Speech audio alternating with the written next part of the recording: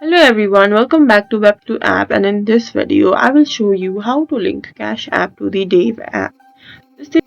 This is useful if you want to transfer money, connect accounts, or use Dave's advanced features with your Cash App balance.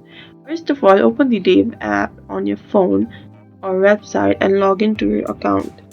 Once inside, go to the banking or connected accounts section. Now once you're inside, go to the banking or connected accounts section in settings. Now tap on add bank account or connect account. You will be asked to choose your financial provider. Select Cash App or enter your Cash App linked bank details if Cash App appears as an option.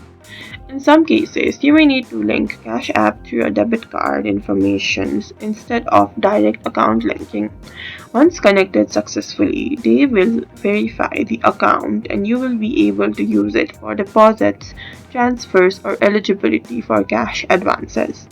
If it does not connect, make sure your Cash App account is active and your debit card is enabled for online transactions. And if this video helped, follow us for more tips and tutorials.